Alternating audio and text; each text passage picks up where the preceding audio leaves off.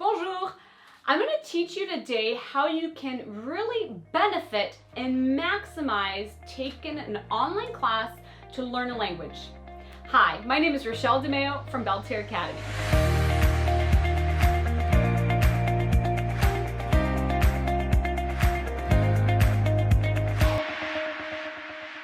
With my 16 years of teaching experience, and some of those being online for colleges that I've taught at, but also currently at Belle Terre Academy where I offer courses to learn French, there is really a method for students to benefit the most in learning another language, and it really boils down to 3 points that I will elaborate on. To really succeed in learning and in maintaining a language that you are learning, the first thing you want to do is really be able to create a community. When you're in a classroom physically, you are looking at the professor, the instructor, you are surrounded with other students, and so you already have somewhat of a community established, but you can still recreate that community in an online setting. The first thing you want to do is have that rapport with your instructor. Possibly your instructor is available for live sessions or during office hours, or possibly your instructor offers additional help such as videos. For instance, I produce 3 YouTube videos a week for learning French, but also for language learning in general.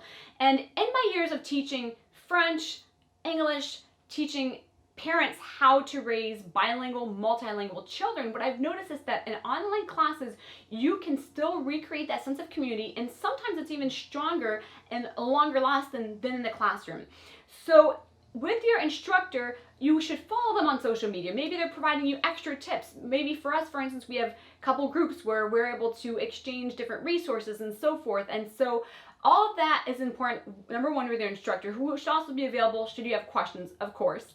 Secondly, you want to create a community within your online class with other students taking the class. Your instructor should tell you how and where to find a partner, another student with whom you can practice with regularly. Minimum once a week is what I usually recommend, and possibly an entire study group with you.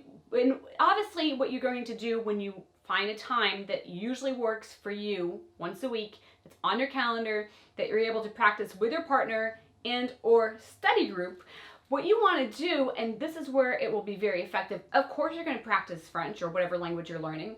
Of course you're just going to be communicating and so forth, but your instructor should provide you with activities and games that you can do virtually. Meaning that whether they have a certain platform that they're using that you can communicate with or see each other, whether it's a Zoom, a Skype, it doesn't matter, but you have established these different activities that your instructor gave you, these different fun games that you can still do kind of face to face because you're still looking at the person or people, but you're able to play. And so that is part of creating the community, and ultimately those people, probably people that you could still practice with long after the course is over, or even if you take another course later on. The third thing in establishing community is to practice with native people. So again, your instructor should provide you with lists of pen pals that you can communicate with. Choose your pen pal based on possibly their stage of life, hobbies you have in common, but what you want is to have several different pen pals that speak that language, so for instance French, and that you're communicating with. Maybe you're communicating with not only in writing, but also verbally. So that's one part. The second part is you want to find native speakers around you. Again, your instructor should provide you with those resources, what groups that you can possibly meet. Is there restaurants or a market that you could exchange that you could talk to other people that are natives? Are there other groups that expat groups or other groups that you may find around you so that you're not only practicing with students learning the language, but you're also practicing with native people that already speak the language fluently? So that's the first step, is again creating that community. The second step is the actual course. Let's talk about how the lessons can and should be conducted. First of all, you should find a time that best works in your schedule to log on and take the course. If you're able to do daily, I highly recommend doing even just 15-20 minutes a day than just once a week. It's way more beneficial. But if you're only able to do once, twice a week, that's fine too. Just find the time weekly in your calendar that works well, that you're not necessarily tired or whatnot, that you can focus, and then just put it on your calendar.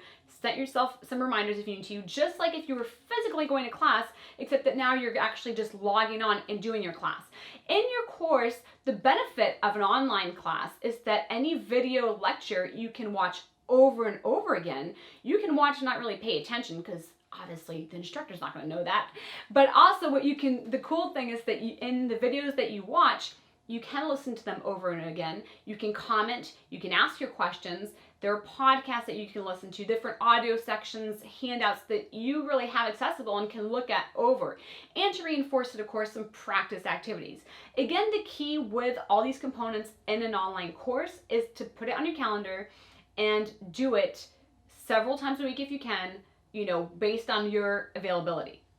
And the key with any lesson is really, seeing, watching, hearing the lesson, and then reviewing it. Reviewing is to view again, is really to just see it constantly. So you're just maybe reviewing your notes, maybe you're listening to that video lecture again, but you are just doing that again to really assimilate the information and to be able to retain it. That's how you're going to maximize from the lesson portion of the course that you're taking for learning a language online. And then the third way that you are going to benefit from taking an online class for learning language is truly outside of the classroom. So outside of the online course, all the different things that you do towards that language are really going to help you benefit in learning it quickly and effectively. These are some things that, again, your instructor should provide you with these resources, but just things to consider that you can really submerge yourself in the language outside of just taking a course. First of all, any podcast that you're listening to in that language. Same applies to music in that language. Books, anything that you're really reading in that language. It could be an article, a magazine, a novel, anything but that's in that language. Any notes that you're taking, maybe it's a little diary, you're talking about what you did during the day. Again, you're writing in that language. Those notes are taken in that language. Your agenda, when you're writing down what type of appointments you have, or meetings, or meeting up with a friend, it doesn't really matter. You're writing all that in your agenda, again, in French or whatever language that you are learning. Start watching movies in that language, with or without subtitles. You pick. Any to-do list, grocery list, things that you're doing in that language. Your GPS, change it to that language. And any settings that you are using, whether it's social media or whatever, you should change it within the language. And all the little things, possibly it's in a sports app like Runtastic or whatever, that is, again, that you're just putting in that language. So all those extra things that you're doing outside of having your community, again, your community where you're in contact with your instructor, other students, native speakers that eventually hopefully will become your friends, all that is one point. Then you have your courses where you're learning the content, right? And you're able to practice right away through the activities that are provided within the online class and as well with your community. So you have all that you're learning, but then outside that, you're really submerging yourself with the language by all these little things that you're doing in the language, so you can truly benefit from taking an online course